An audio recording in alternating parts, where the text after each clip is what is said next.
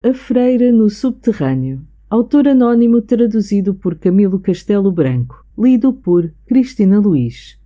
Capítulo 17. Penúltimo capítulo. Nota do autor. O autor denomina penúltimo este capítulo como quem diz que o último está ainda pendente da vida de alguns personagens da medonha tragédia. Fim da nota do autor. Bárbara Ubrick foi tratada com o máximo carinho no Hospital de São Lázaro, para onde foi conduzida. O interesse que ela inspirava não provinha somente do sentimento piedoso pelas dores que sofrera. É que toda a cidade, e a Prússia, a Áustria e a França, foram comovidas pelo horrível drama. Durante muitas semanas o Kraj de Cracóvia, a nova imprensa livre de Viena, o Narodny Listi, o Freidenblatt, a correspondência de Berlim, o Czar, o periódico La Lis, publicaram veementes artigos relatando não só os atos monstruosos relativos à freira de Cracóvia, mas também os fatos de prisão e tortura cujas provas aumentavam diariamente. Não foi somente devassado o mosteiro de Véssula. Todos os subterrâneos dos claustros de carmelitas e trapistas deram vítimas comprovativas de iguais infâmias. Foram teatro de análogas cenas o mosteiro das Irmãs da Misericórdia, em Casolinenthal, muitos conventos da Galícia Ocidental, as carmelitas de Kratzum, o convento de Camé, junto de Judoina, o convento dos beneditinos de Mogilno, na província de Puseu, finalmente o das carmelitas de Courtrai. O caso de Cracóvia, semelhante a um rastilho de pólvora, derramou-se por toda a Europa.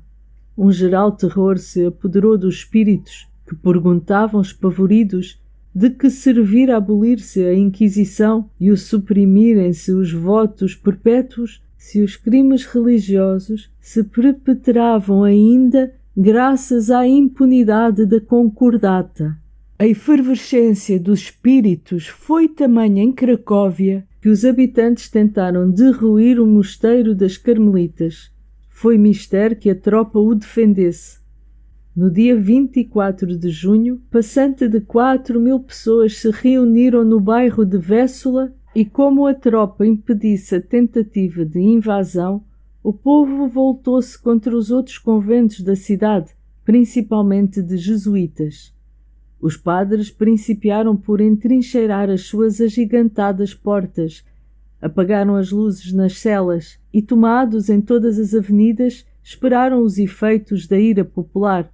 A gritaria, os apupos e as ameaças retumbavam à roda do convento. A porta cedeu aos empuxões, os vidros voaram em estilhas e os jesuítas, a muito custo, escaparam às presas dos furiosos. Fizeram-se prisões de populares, cujo resultado foi aumentar a cólera geral e o ódio do povo contra freiras e frades. De toda a parte saíram reclamações a pedir que a nova legislação providenciasse energicamente e a ameaçar que a sociedade faria justiça se os tribunais a não fizessem no processo de Bárbara. Os interrogatórios e depoimentos não cessavam, por maneira que, em tão grave questão, todos os interesses eram pequenos, incluindo propriamente a luta diplomática com Berlim. A opinião pública em Cracóvia, em Praga, Trieste, Graz, Linz e Viena já proclamou repetidas vezes e vivacissimamente contra o espírito geral dos conventos e mormente contra o dos jesuítas. Espera-se agora o resultado definitivo da reforma dos mosteiros e seus estatutos. Se Monsenhor Galeski não mostrasse a firmeza e espírito justiceiro que permitiram aos magistrados de Cracóvia penetrar o odioso mistério do Carmelo de Véssula, quem sabe por quanto tempo ainda se perpetuariam semelhantes crimes? A Espanha já pede a supressão dos conventos. A Itália há de imitá-la um dia. Chegará, portanto, a época em que de todo desapareçam esses refúgios misteriosos, em que a vida se furta ao império da lei e o escudo de um falso evangelho rebate os golpes da espada da justiça. Bárbara recuperou pouco a pouco o sossego de espírito. Recomendaram-lhe que não torturasse a memória a renovar a cadeia dos acontecimentos passados. A mudança de vida devia produzir aquelas melhoras. O primeiro alívio que recebeu a desgraçada foi uma sala espaçosa, arejada com muita luz e janelas para um jardim. Era triste vê-la infantilmente risonha com coisas insignificantes para pessoas que houvessem menos padecido. A irritação acalmou-se lenta e progressivamente. Já sentia mais vigor e elasticidade no corpo, e já no rosto lhe transpareciam uns traços daquela celebrada beleza que tão fatal lhe havia sido. Zobki ia todos os dias ao hospício informar-se do estado da enferma, sem ousar dar-se a conhecer, receioso da fraqueza em que ela estava. Era muito para temer essa hora tão solene quanto dolorosa.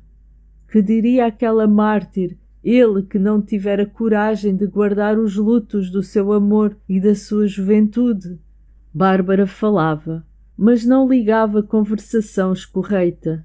Frases breves, exclamações, palavras desatadas e mais nada. Talvez que lá no seu entendimento as ideias se encadeassem, mas as pessoas que a escutavam ou interrogavam não a percebiam. Além de que, Bárbara enfadava-se quando lhe faziam perguntas e respondia constrangidamente. Lá o que ela dizia de si para consigo indicava que as pessoas circunstantes lhe não davam o mínimo cuidado. Não se queixava da perlada e do padre com grande cólera. Invocava contra o diretor a justiça divina, sem saber que o miserável sacerdote se punira dos crimes velhos com um crime novo, evadindo-se dos tribunais pela porta do suicídio. Deliberou finalmente Zobki, passados 5 dias, entrar no hospital de São Lázaro. Bárbara estava sossegada nessa ocasião e dormitava. Pousava o rosto lívido sobre a travesseira menos alva que os seus cabelos, e as mãos translúcidas e entrelaçadas assentavam sobre a coberta. Dir-se-ia uma estátua de cera naquela palidez e imobilidade. O magistrado assentou-se convulsivo à cabeceira da doente.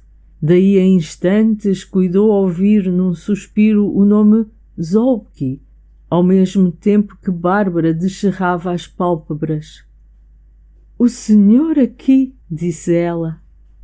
Não me esperava? Há 2 dias. Antes disso não pensava quase nada. Lembra-me que o vi, naquela noite do subterrâneo, ao clarão das tochas. Sim, vi. A religiosa tomou-se de um profundo enlevo e tornou depois de instantes. Se o homem que eu amei não fosse morto... Falemos dele, disse o magistrado apertando a mão da freira. Quem lhe disse que ele morreu? Vi-o eu cair cortado de golpes defronte da portaria do convento. Era já morto quando os soldados me quiseram arrastar. Foi então que eu me refugiei no mosteiro. Morreu. Bárbara, replicou o juiz, a providência é misteriosa e impenetrável nos seus desígnios. A mim disseram-me que Zobki não sucumbiu aos ferimentos, posto que padeceu longo tempo e parecia agonizar da vida quando nas Carmelitas dobraram os sinos por aquela tão sua amada. Sim, tão amada. Deus condenou-os ambos a viver. Tem a certeza disso? Exclamou a religiosa. Zobki é vivo? Deus do céu, mas já agora para quê? De que lhe serviria Bárbara este medonho esqueleto fugido dos calabouços do Carmelo? Poderia ele, ao menos, olhá-la com a piedade de amigo? Não, Zobki morreu. Se ele vivesse, estaria aqui. Talvez que ele receie não ser perdoado. Que hei de eu perdoar-lhe? Que posso eu exigir dele senão uma saudade da mulher morta? E se ele infiel a essa saudade, ou antes abafando o seu luto no íntimo da alma, carecido de família? Bárbara sorriu meigamente e disse: Receia dizer-me que ele casou. O que eu quero é que ele viva, não importa que seja com outra, mas que viva. Desejo vê-lo, quero falar-lhe, quero apertar as suas mãos e fixá-lo bem face a face. Quero vê-lo como estou vendo. Oh, meu Deus, por que está olhando assim para mim? A minha memória hesita. Recordo-me, reconheço. Tu! E caiu sem sentidos. Desde este momento era quase seguro o restabelecimento daquele espírito. Quando voltou a si, Zolbki estava ao seu lado. Não me havias tu prometido a liberdade? Disse ela. Depois quis saber a vida toda do querido da sua mocidade. Estremeceu quando ouviu proferir o nome de Mina e alegrou-se quando lhe ouviu o nome de Wanda. Tu hás de trazer-me assim e depois hás de deixá-la casar com o homem que ama.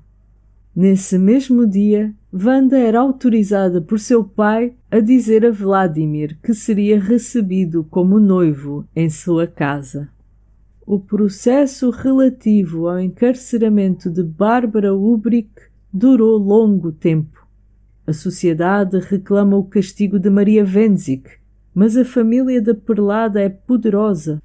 O clero faz supremos esforços por abafar a infâmia. Os arcebispos e o Papa entraram nesse conluio e, por fim, baixou ordem do governo para que o processo fosse trancado.